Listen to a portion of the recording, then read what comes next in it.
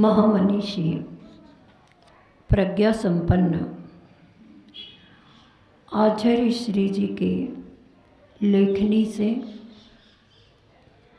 साहित्य सृजन हुआ है। आचार्य श्री जी स्वयं महाकवि आचार्य ज्ञान सागर जी के शिष्य, वो भी महाकवि और ये भी महाकवि। आचार्य ज्ञान सागर जी ने संस्कृत भाषा में अनेक महाकाव्यों की रचना की है, जिनमें से जयोदय महाकाव्य अत्यंत ख्याति प्राप्त है। वैसे तो उनके सभी काव्य ही ख्याति प्राप्त हैं, फिर भी और आचार्य श्री जी के काव्यों में आप सभी के लिए इस वर्तमान युग में महाकाव्य का नाम किसी से भी पूछा जाए तो तुरंत बता देगा। बता दीजिए, आप लोग भी बता दीजिए कौन सा महाकाव्य है। मूकमाटी महाकाव्य। मूकमाटी महाकाव्य तो बाद में लिखा गया, उसके पूर्व आचार्य श्री जी ने बहुत सारी कविताएं लिखी हैं। उन कविताओं का संकलन वाली जो किताबें हैं, जो पुस्तकें हैं, उनके नाम है नर्मदा का नरम कंकर, तोता क्यों रोता, डूबो मत लगाओ डुबकी, चेतना के गहराओं में आदि अनेक कविताओं के की संरचना आचार्य श्री जी के द्वारा हुई है। आचार्य श्री जी जब भी विहार करते हैं, उनका चिंतन प्रारंभ रहता है। एक बार विहार की बात आई तो जयकार की आवाज़ आई और प्रातःकाल आज ही पूर्णायु प्रतिभा स्थली जबलपुर से आचार्य श्री जी का विहार हो चुका है। सुना है सहपुरा पंच कल्याण प्रतिष्ठा महोत्सव में गुरु जी पहुँच सकते हैं। संभावित है, अपन तो संभावित ही कह सकते हैं। सहपुरा वाले पूरी आश लगाए हुए हैं और आचार्य श्री जी ने स्वयं पिछिका परिवर्तन के दिन अपनी दिव्य वाणी से इस बात को कहा था कि ये पैर अभी तक चल नहीं रहा था और जहाँ पिछिका परिवर्तन का कार्यक्रम होना था वहाँ तक आचार्य श्री जी लगभग 1.25 किलोमीटर जितना भी हो वहाँ तक गए थे। बाद में ये भी सुना गया कि पैर में तकलीफ़ तो बढ़ी थी, स्वेलिंग तो बढ़ गई थी, लेकिन आचार्य श्री जी ने तो एक ट्रायल की थी कि चलने में अब ये पैर कार्य करेगा कि नहीं। अन्यथा पहले सुन रहे थे कि हो सकता आचार्य श्री जी अब ना भी जाएं, लेकिन आज सुना कि वे सहपुरा की ओर विहार कर चुके हैं।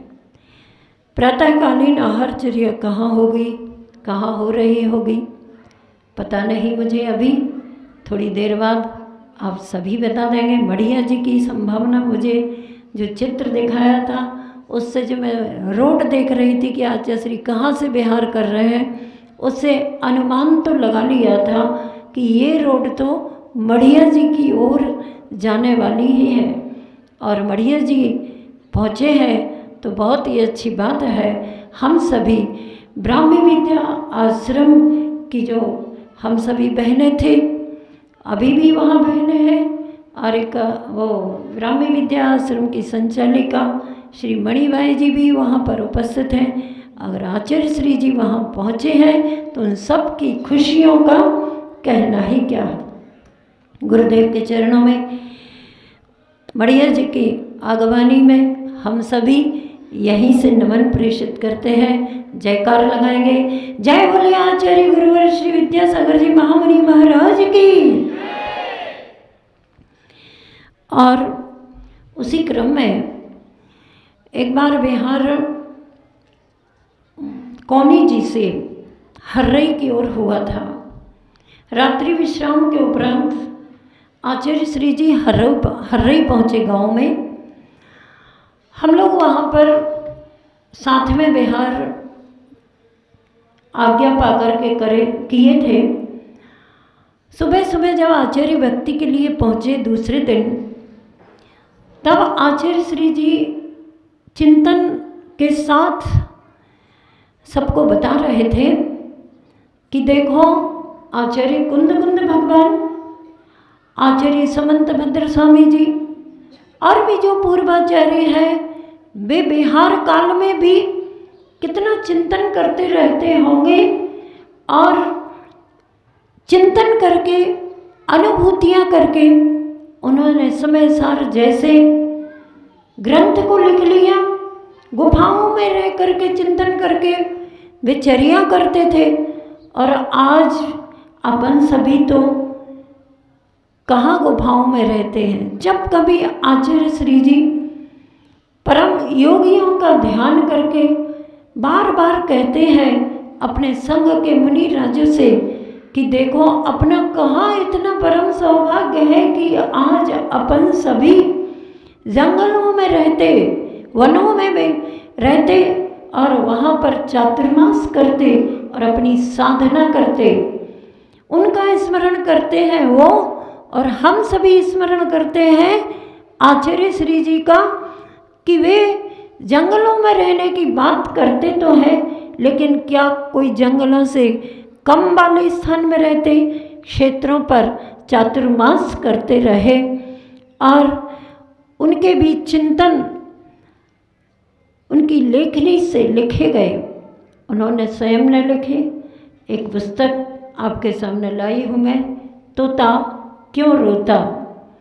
एक कविता इसमें तोता क्यों रोता नाम से भी है, मगर वो मैं आज नहीं सुनाऊंगी क्योंकि उसके सुनाने के लिए पूरा 1 घंटे का समय चाहिए। अभी ना आपके पास है और ना मेरे पास है। कुछ कविताओं को मैं आपके समक्ष रख रही हूँ जिससे आप सभी लोगों के मन में ये प्रेरणा जागृत हो कि आचार्य श्री जी ने कितने सुंदर साहित्य का सृजन किया है।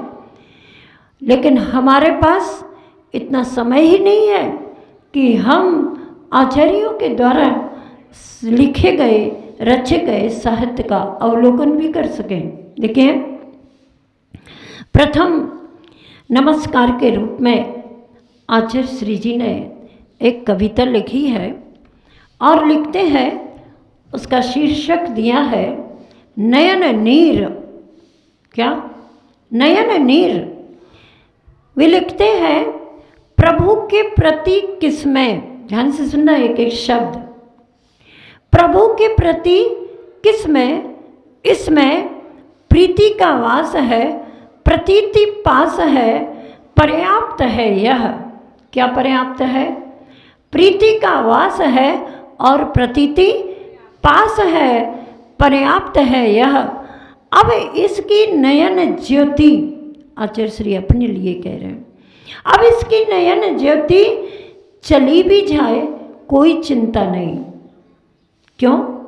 प्रीति का वास है और प्रतीति पास है। किसकी? प्रभु के प्रति जो प्रीति है और प्रभु के की जो प्रतीति है वह उनके पास है। इसलिए नयन ज्योति चली भी जाए कोई चिंता नहीं।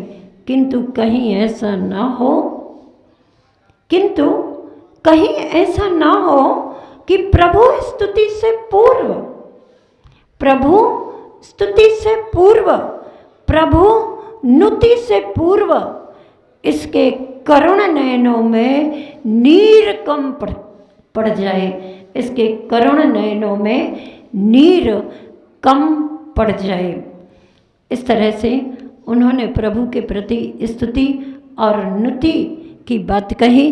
और साथ ही साथ उन्होंने एक बहुत सुंदर कविता लिखी है जिसका शीर्षक है माहौल की प्यास। ओ श्रवणा कितनी बार श्रवण किया, ओ मनोरमा, मनोरमा मन के लिए, ओ मनोरमा कितनी बार स्मरण किया, ओ श्रवणा कितनी बार श्रवण किया, ओ मनोरमा कितनी बार स्मरण किया। कब से चल रहा है संगीत गीत यह, कब से चल रहा है संगीत गीत यह, कितना काल व्यतीत हुआ, कितना काल व्यतीत हुआ, भीतरी भाग भीगे नहीं।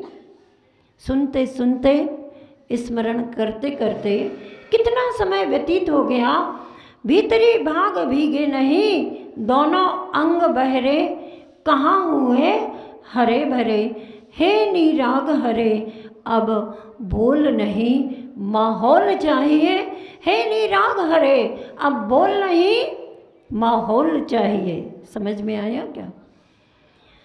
महाकवियों की कविताएं हैं, रहस्यमयी कविता है। इनके रहस्य को उद्घाटित करने के लिए उन्हीं महाकवि की शरण में जाना होगा। फिर भी इस कविता में उन्होंने ये कहा है कि प्रवचन सुनने वालों, कितने बार हमने प्रवचन सुने और अपने मन को कहा है कि हमने कितने बार मन से प्रवचनों का स्मरण किया, लेकिन हमारे भीतरी भाग कहाँ भीगे, अर्थात जीवन में उन प्रवचनों का अंश अमल में कहाँ आया। अब बोल नहीं माहौल मिले, आचार्य श्री जी का कहना है, उनकी प्रेरणा है हम सबके लिए कि अब बोल नहीं किंतु क्या चाहिए, माहौल चाहिए। संयम पर प्रवचन किया जा सकता है, लेकिन संयम को स्वीकार करने के लिए संयम के माहौल में रहना जरूरी है और संयमियों के बीच में रहना भी जरूरी है।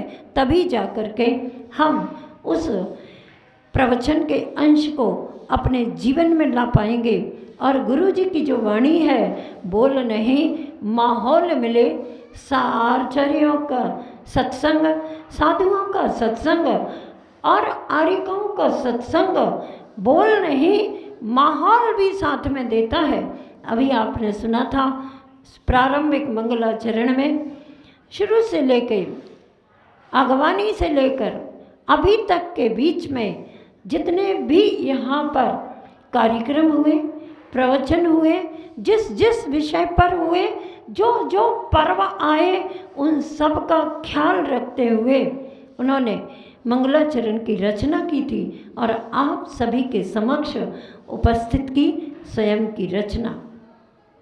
इसके उपरांत ज़्यादा नहीं, बस एक कविता आचार्य श्री जी ने वक्ताओं को लेकर के लिखी है कि वक्ता आज के कैसे होते हैं।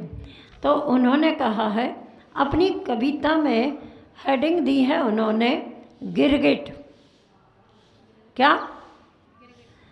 गिरगिट।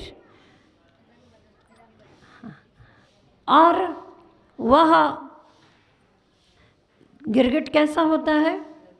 रंग बदलता है। तो वक्ता कैसे होते हैं? वे भी रंग बदलते हैं और जैसा माहौल होता है वैसा रंग बदल करके अपने प्रवचन को प्रवचन का रूप देते हैं। वह कविता है आपके समक्ष। जिस वक्ता में धन कंचन की आस, वक्ताओं को धन और कंचन यानी स्वर्ण, जिस वक्ता में धन कंचन की आस और पाद पूजन की प्यास जीवित है, जिस वक्ता में धन कंचन की आस और पाद पूजन की प्यास जीवित है, वह जनता का जमघट देख, वह जनता का जमघट देख अवसरवादी बनता है। जिस वक्ता में धन कंचन की आस और पाद पूजन की प्यास जीवित है, वह जनता का जमघट देख अवसरवादी बनता है, आगम के भाल पर घूंघट लाता है। आगम के भाल पर घूंघट लाता है, कथन का ढंग बदल देता है। कथन का ढंग बदल देता है, जैसे झट से अपना रंग बदल लेता है गिरगिट। ये बात वर्तमान में जो वक्ता धन कंचन की आस रख करके और ख्याति पूजा की प्यास रखता है, आगम के भाल पर घूंघट लाता है, अर्थात जैसा जनता का जमघट देखता है, जनता के जमघट के हिसाब से अपने आगम को बाजू में रख करके और जनता के हिसाब से बात कहता है, अपने कथन का ढंग बदल लेता है। किस तरह से? जैसे कि गिरगिट जल्दी से झट से अपना रंग बदल देता है। अर्थात उन्होंने वक्ताओं को सावधान किया है कि अपने अपने जीवन में धन कंचन की आस भी न रखें और पाद पूजन की प्यास भी न रखें, किंतु आत्म साधना करने का लक्ष्य रखें, जिन धर्म की प्रभावना करने का लक्ष्य रखें। ऐसे महान जिन प्रभावक गुरु जी, जिन धर्म प्रभावक गुरुदेव हैं, वे तो प्रवचन करें तो प्रभावना होती है, वे तत्व चर्चा करें तो प्रभावना होती है, वे विहार करें तो प्रभावना होती है, वे आहार चर्या को निकलें तो प्रभावना होती है, वे ध्यान में बैठें तो प्रभावना होती है, वे सामायिक करें तो प्रभावना होती है, वे नज़र उठा के देख लें तो भी प्रभावना होती है। ऐसे गुरुदेव का व्यक्तित्व है जिनका नाम लेते ही हमारे रोम रोम पुलकित हो जाते हैं। उन गुरुदेव के चरणों में हम सभी नमन करते हैं और आज सद्भावना करते हैं। सभी भी मंगल भावना करेंगे कि गुरुदेव का विहार जो प्रारंभ हुआ है, उनका वह मंगलमय विहार सानंद संपन्न हो। उनका जो भी गंतव्य है वहाँ तक वे स्वस्थ रहें और पूरे जिंदगी भर तक, अपनी पूर्ण आयु तक वे स्वस्थ रहें। उनके स्वास्थ्य के लाभ की, उनके स्वस्थ रहने की हम सभी मंगल भावना करते हैं। गुरुदेव के चरणों में नमोस्तु नमोस्तु नमोस्तु। आचार्य गुरुवर श्री विद्यासागर जी महामुनि महाराज की